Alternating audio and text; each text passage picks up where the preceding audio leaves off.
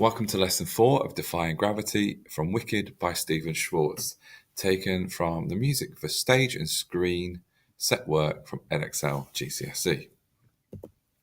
Have a moment to look over your bell work. Here it is. While I stare into the distance, looking awkward. Make sure you do your preparation for learning for this lesson. You should be able to find it on the Streetly Academy Music website. So our objectives for this lesson, we're focusing on the chorus and the bridge. We're going to understand what an interrupted cadence is. We're going to understand what metrical shifting is, cross rhythms, and what push rhythms are. To understand what is meant by bitonal, and to analyse the chorus and the bridge. So let's get into it. Interrupted cadence.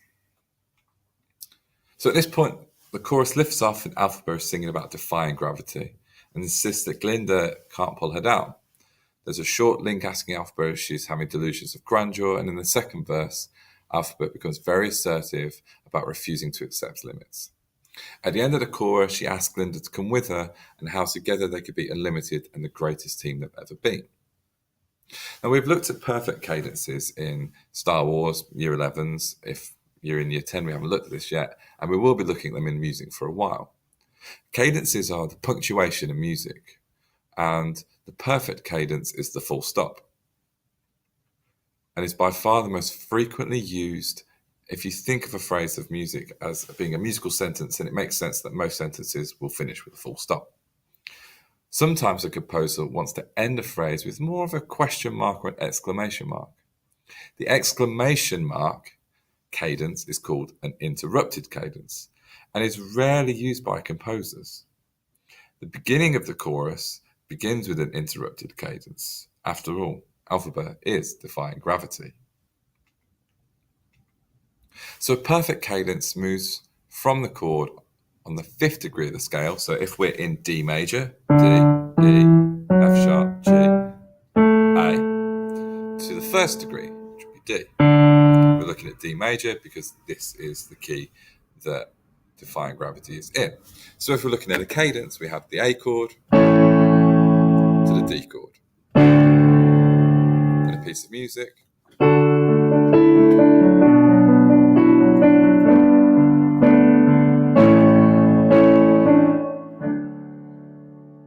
Perfect cadence, from dominant to the tonic.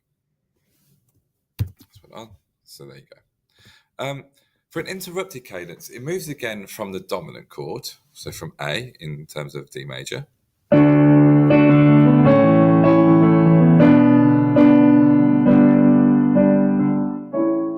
this time it moves to the 6th degree of the scale. So if we're in D major, we move up 6 notes, D, E, F sharp, G, A, B minor. So if I put that on, we end up with our interrupted cadence. If I play that again from A to B minor. I'm going to play all those for you again. So first of all, we're going to do the perfect cadence.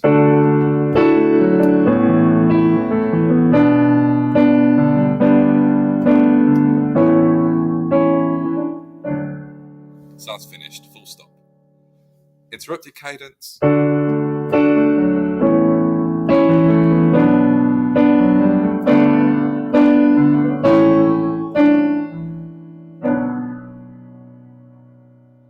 Okay, so what I'm going to do is I'm going to just play you a piece of music, and I want you to have a think about whether you think it's interrupted or if you think it is perfect.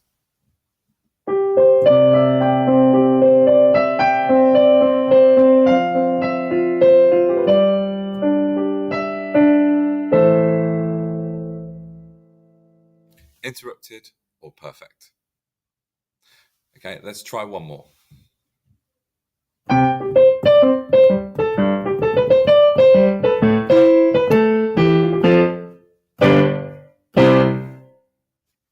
Interrupted or perfect?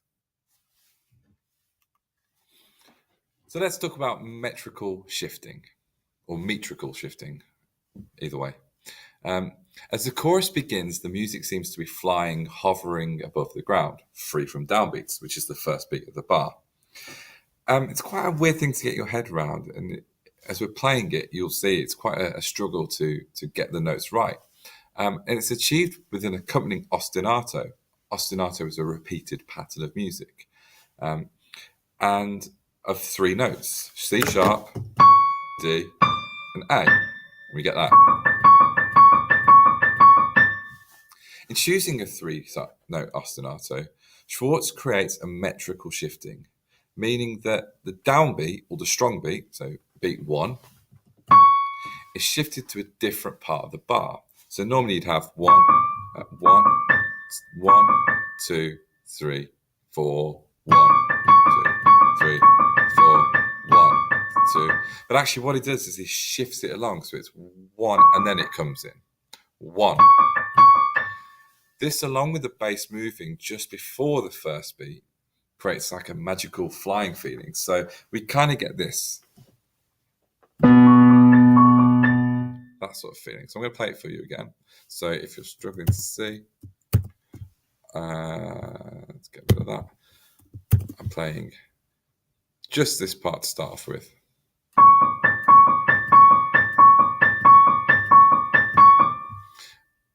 And then a bass line with it as well. So just down here. So we have. Oh, let's play that again. It's quite difficult to get your head around.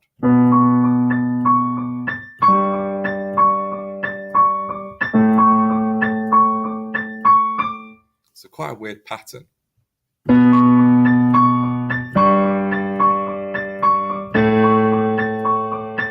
play it once more.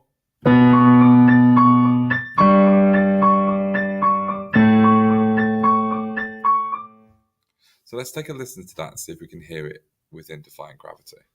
It's time to try defying gravity.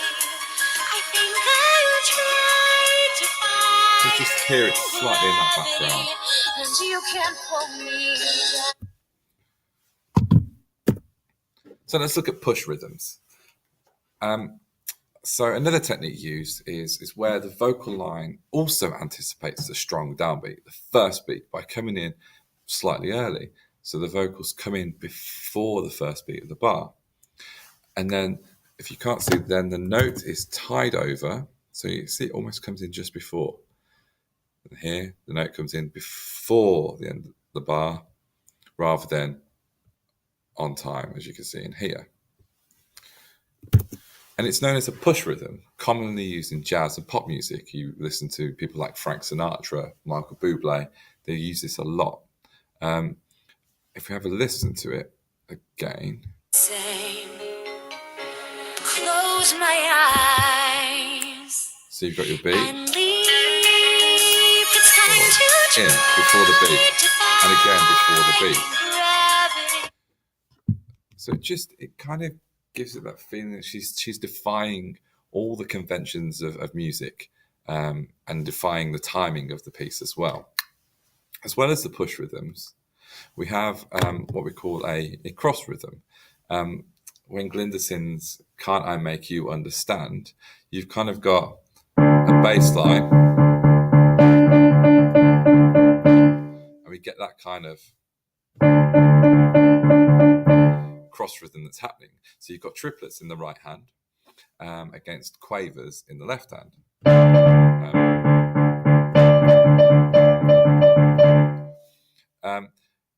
And it creates kind of a rhythmic tension between kind of Glinda's inner turmoil and her objections. I'm not sure if I can get that bit up for you. I think I'll try together we'll take I can't find it. Tell you what, if you can have a look on the piece, you'll be able to see it between bar 60 and 62. So that's cross rhythms again, a use of a different type of rhythmical technique. And then finally, another thing that's used, not finally, there's one more after this, we have a bitonal, which is at the bridge section starting at bar 88. So we're in G major, and We can see this by looking at the key signature, which is changed to just one sharp. So the key signature is now just one sharp instead of two. However, the music is actually in two keys. We've got in the left hand, we're actually playing a C major chord. And in the right hand, Mr. Jones is just looking at me through the door, trying to put me off. And in the right hand, we're playing an ostinato in G major, which is just... so they're actually a fifth apart playing at the same time. So two different key signatures at the same time is called bitonal. And we get this sound. Not a G chord. We get bitonal. So two key signatures happening at the same time. And last but not least, we're going to look at word painting. So there are 4 bars before the chorus returns, where the melody of each of the phrases stretches each time from D. At first, Alphaba, then Glinda, and then both together assert there's no fight we cannot win. At this point, the meter changes briefly to 3/4, so 3 beats in a bar, which has an effect, so 3 beats in a bar here, of extending the final bar to 5 beats. They believe they could do anything. They're defying the laws of music, defying gravity. So we get this kind of... So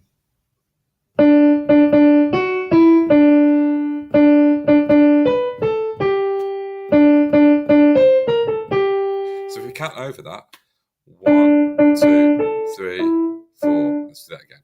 1, 2. Oh, my sleuth has just come up. I'm not doing very well at this one, am I? Let's try that again. 1, 2, 3, 4. 1, 2, 3, 4. 1, 2, 3. 1, 2, 3, 4.